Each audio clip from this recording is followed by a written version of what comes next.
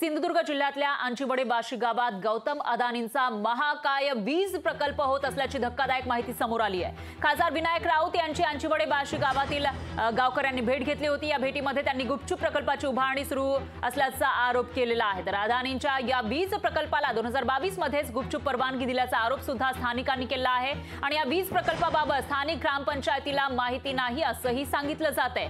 जवळपास 173 एकर जमीन अदानींच्या या प्रकल्पाला दिल्याचा आरोप विनायक राऊतांनी केलाय। तर वन विभागातील 1 इंच ही जागा अदानींना देणार नाही असंही सांगण्यात आलंय।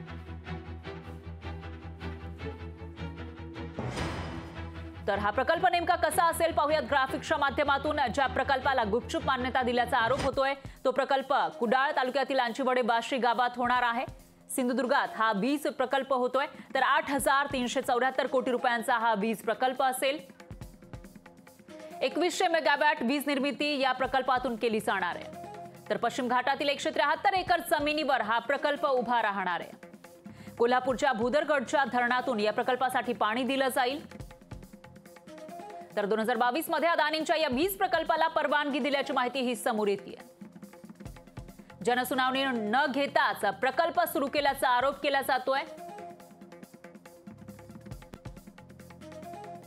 आणि या प्रकल्पाला आता स्थानिकांकडून विरोध केला जातोय। स्थानिकांना मर्जीत न घेता हा प्रकल्प सुरू केल्याचा आरोप स्थानिकांनी केला आहे आणि त्याचबरोबर त्यांनी ठाकरे गटाच्या नेत्यांची भेट घेतली।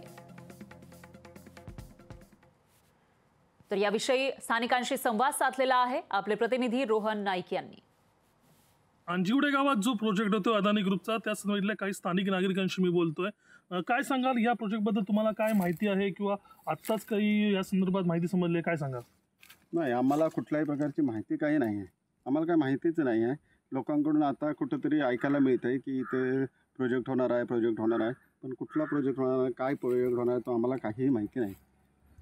एकंदरीत मग तुमचा ह्या जो प्रकल्प आहे त्याला विरोध होणार आहे की जर या संदर्भात शासनाने काही तुमच्याकडे माहिती पाठवली तर काय असेल तुमचं? नाही, आम्हाला कुठलीही माहिती दिलेली नाही। शासनाने काही माहिती आम्हाला दिलेली नाही।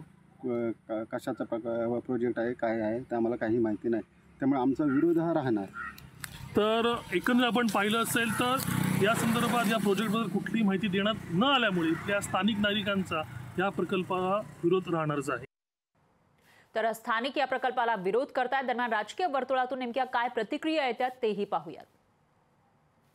अंजिवडे, वाशी आणि नेरूळ ह्या भागामध्ये जी जागा आहे त्या जागेवर अदानीचे दलाल आणि कोल्हापूरच्या पाटगाव धरणाचं पाणी इथे आणायचं आणि इथे वीज निर्माण करायची अशा पद्धतीचा एखादा प्रकल्प आहे अशी बातमी कानावर आलेली आहे।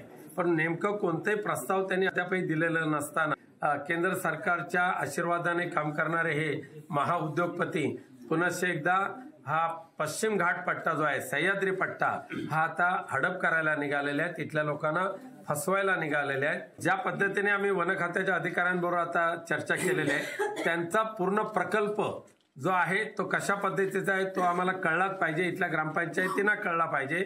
लोकांच्या हितासाठी असेल तर त्याचं समर्थन करू, पण लोकांना फसवण्याचा धंदा जर करत असतील तर मात्र तो प्रकल्प हाणून पाडू। विनायक राऊतनी अदानी शरद पवारला भेटायला का गेले याच्याबद्दलचं थोडंसं स्पष्टीकरण द्यावं। तुम्ही किती अदानीच्या मागे लागा, अदानी तुम्हाला टक्केवारी देणार नाही हे त्यांनी स्पष्ट केलेलं आहे। अदानीची ताकद ही तुमच्यापेक्षा निश्चित मोठी आहे आणि तुमच्यापेक्षा नेतृत्व करणारे शरद पवार हे निश्चित मोठे आहेत, म्हणून अदानी जाऊन शरद पवारांना भेटले त्याबद्दल भाष्य केलं तर बरं होईल।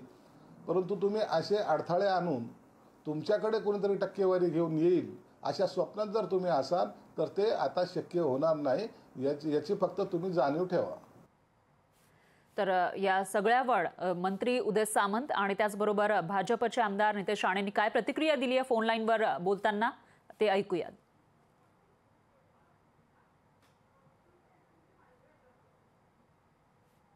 बारामतीची यंदाची लोकसभा निवडणूक उतरावा हा त्यांचा वैयक्तिक प्रश्न आहे। त्यांची एवढी सोपी असणार नाही किंवा घेणार नाही। विषय बारामती जिंकण्यासाठी सुप्रिया त्यांच्यापेक्षा काळजी आम्हाला आहे। जर असे काही पुरावे त्यांच्याकडे असतील तर त्यांनी ते सांगावे, दाखवावे की अशी कुठली एग्रीमेंट झाली आहे का, किंवा कुठल्या कंपनी बरोबर अशी कुठली मीटिंग हाय पॉवर कमिटी बसली आहे का, हे सगळे डिटेल त्यांनी एकदा जनतेसमोर ठेवावे, तुम्हाला दाखवावे, मीडिया म्हणून दाखवावे. कारण का मी त्यांची प्रतिक्रियाच बघितलेली नाही. तुमचा फोन आला म्हणून मी आपल्याला सांगतोय. असं काही जरी झालं असेल, कुठली कमिटी बसली असेल किंवा असा कुठला अग्रीमेंटचा विषय झाला असेल, तर त्यांनी तो जनतेसमोर आणावा, महाराष्ट्रासमोर आणावा, मीडियासमोर आणावा.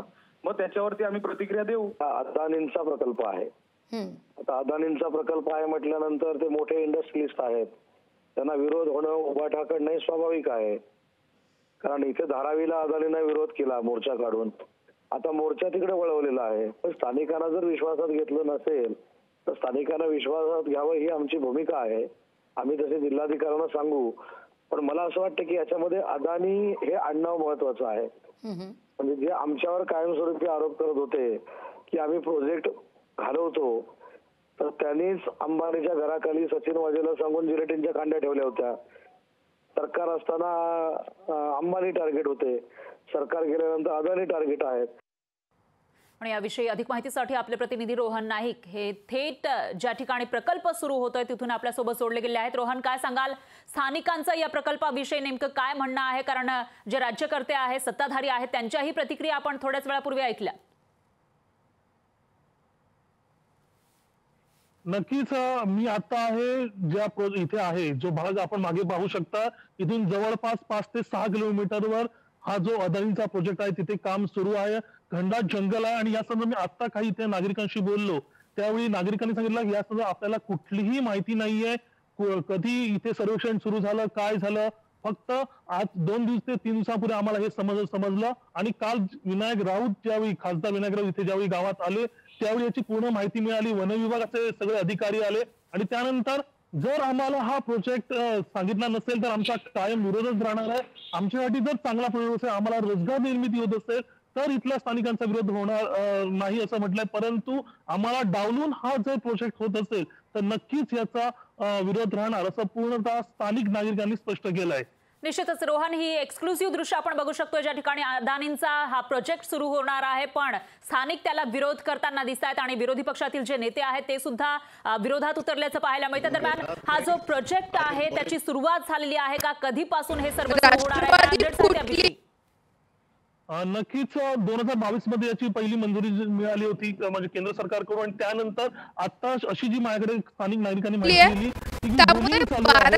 सुद्धा गारगोटीवरून जे पाणी येणार आहे त्याला आता विरोध झाला. आणि महत्वाची बातमी अशी की त्याला सर्वेक्षणाला जे होतं गारगोटीवरून सर्वेक्षण चालू होतं त्याला स्थानिक नागरिकांनी विरोध केला, त्यामुळे सर्वेक्षण बंद पडलंय.